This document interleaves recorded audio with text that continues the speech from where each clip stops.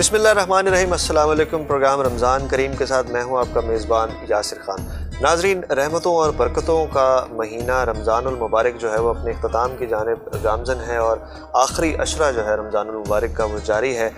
آخری عشرے کے حوالے سے اور اس کی خصوصی عبادات کے حوالے سے آج ہم گفتگو کریں گے، اور اس گفتگو میں ہمارے ساتھ آج ہوں گے معروف مذہبی اسکالر اور مصنف عبدالحکیم ملک صاحب۔ انجینئر عبدالحکیم ملک صاحب جو ہیں وہ اسلامک ریسرچ فاؤنڈیشن گلوبل کے منتظم اعلیٰ بھی ہیں، اور دین کے حوالے سے اور قرآنی تعلیمات کے حوالے سے گہرا مطالعہ اور گہری تحقیق جو ہے رکھتے ہیں۔ عبدالحکیم ملک صاحب سے پوچھیں گے۔ عبدالحکیم صاحب، بات کی جائے اگر آخری عشرے کی اور خصوصی عبادات کی، تو سب سے پہلے آخری عشرے کی شروعات کے ساتھ ہی اعتکاف کا جو سلسلہ ہے وہ شروع ہو جاتا ہے۔ اعتکاف اصل میں ہے کیا، لفظی معنی کیا ہے، اور اس سے کیا اخذ کیا گیا؟ بسم اللہ الرحمن الرحیم۔ یاسر خان صاحب، اعتکاف یوں تو پورا مہینہ اللہ تعالیٰ کی یاد میں اور اس کی رحمت کی جستجو میں گزرتا ہے، مغفرت طلبی میں گزرتا ہے، اور آخری عشرے میں تو ہم اپنے آخرت کے معاملے میں اللہ سے توبہ تلافی کرتے ہیں۔ اعتکاف دنیا کے تمام کاموں سے ہٹ کر اللہ کی یاد کے لیے ایک طرف یکسو ہو کر بیٹھنے کا نام اعتکاف ہے۔ جی،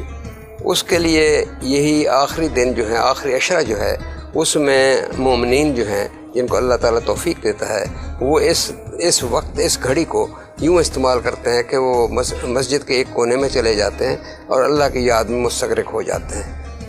اس کو اعتکاف کہتے ہیں، اور اس کا یعنی آپ دیکھیں کہ اعتکاف سیکولین جو ہے، آئسولیشن جو ہے، یہ اللہ کی طرف رجوع کرنے کا ایک بہترین ذریعہ ہے، اور اس کا اجر اللہ تعالیٰ نے اتنا زیادہ فرمایا ہے کہ اس کا اندازہ ایک عام آدمی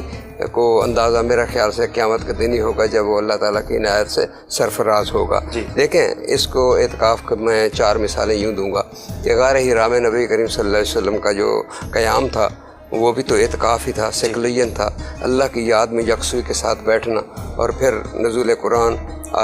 جو ہے وہ لوح محفوظ سے اتارا گیا آسمان دنیا پر، اور اس کی پہلی وحی نصیب ہوئی۔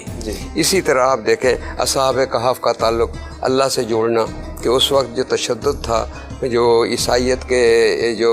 فرما روا تھا اس وقت کا، اس نے مومنین پر کتنا ظلم کیا کہ ان کو 309 سال کے لیے وہ بھی تو اعتکاف تھا کہ اللہ کی ایک طرف یکسوئی کے ساتھ ایک طرف چلے جانا۔ اس کی اور مثال دیکھیں، شیب ابی طالب میں مومنین کا جو کفار مکہ کا سوشل بائیکاٹ تھا، سوشل ڈسٹینسنگ تھی، وہ بھی تو اللہ کی یاد میں مستغرق ہونے کو وہ اعتکاف ہی سمجھنے کی ایک مثال تھی۔ حضرت یونس علیہ السلام کا آپ دیکھیں کہ ان کا مچھلی کے پیٹ میں چلے جانا اور اللہ کی یاد میں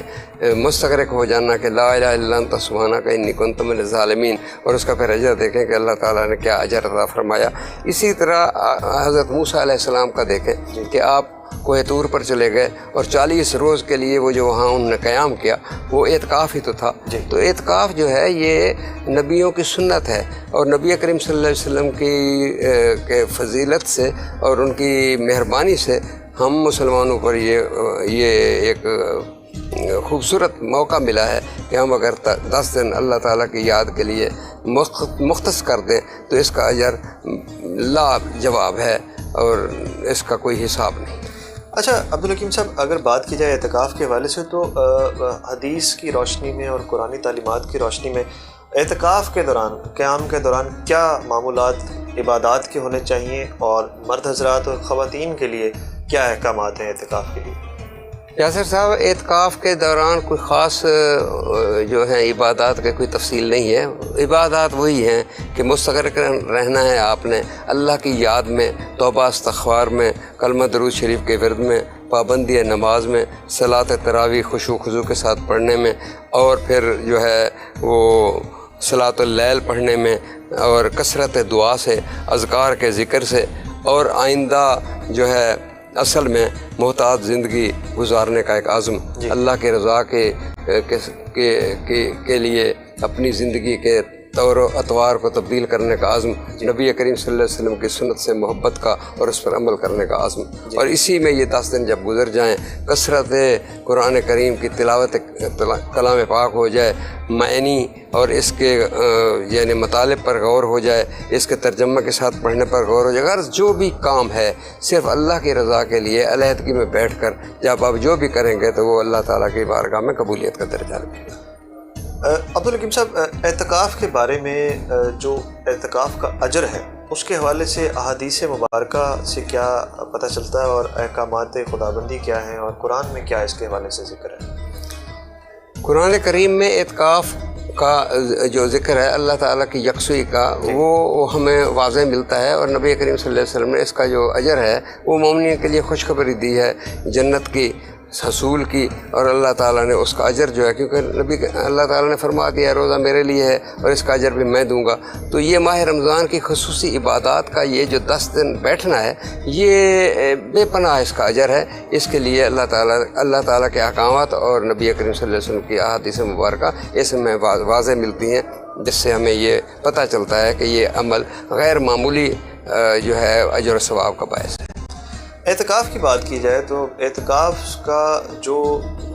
اثر ہے یا سبق ہے وہ کیا ہونا چاہیے، کیا نتیجہ اخذ کرنا چاہیے، اور اعتکاف کا روزمرہ کی زندگی پر انسان کے رویے کے اوپر کیا اثر جو ہے وہ پڑنا چاہیے، اور کیا اس میں تعلیمات ملتی ہیں؟ توکل اور تقوی کی جو ہے سبق، صبر کا سبق، رواداری کا سبق،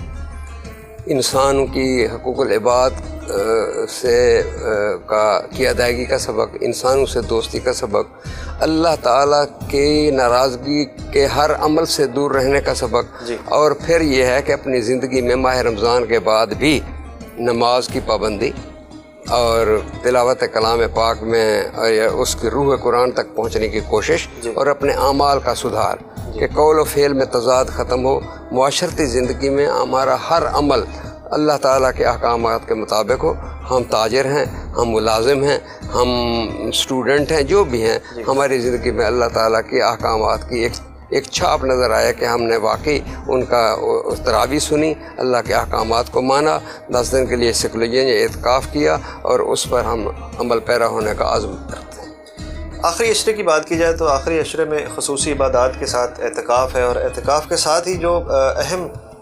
ایک رات ہے لیلۃ القدر ہے، اس کے حوالے سے بتائیے کہ لیلۃ القدر کیا ہے اور احکامات کیا ہیں، قرآن کریم میں کیا اذکار ہیں اس حوالے سے؟ لیلۃ القدر، یہ سورۃ القدر کی جو 5 آیتیں ہیں کہ جس میں اللہ تعالیٰ نے فرمایا خیر من الف شہر، 1000 سال کی عبادتوں سے بہتر، تو آپ یاسر خان صاحب دیکھیں کہ 1000 جو مہینہ ہے وہ 83 سال اور 4 مہینے بنتے ہیں، تو ایک رات کا اجر اگر وہ مل جائے 83 years and 4 months کا، تو آپ اس کا اندازہ کر سکتے ہیں۔ اسی لیے اس کی تلاش کے لیے حکم دیا گیا ہے کہ اس کو ہم نے طاق راتوں میں، آخری عشرے کی طاق راتوں میں ہم نے ڈھونڈنا ہے، یعنی 17 میں، 19 میں، 21 میں، 23 میں، اور 25 اور 27 اور 29 میں، اور اللہ تعالیٰ جس کو نصیب کر دے تو اس میں اگر نصیب ہو جائے تو نبی کریم صلی اللہ علیہ وسلم نے فرمایا کہ اس میں انسان یہی ورد رکھے اللہم انکا عفو تحب العفو فاعف عنی یا غفور، اے اللہ تو معاف کرنے والا ہے، تو معافی کو پسند کرتا ہے، ہمیں تو معاف فرما۔ بہت شکریہ عبدالحکیم ملک صاحب۔ عبدالحکیم ملک صاحب ہمارے ساتھ موجود تھے، ہم بات کر رہے تھے آخری عشرے میں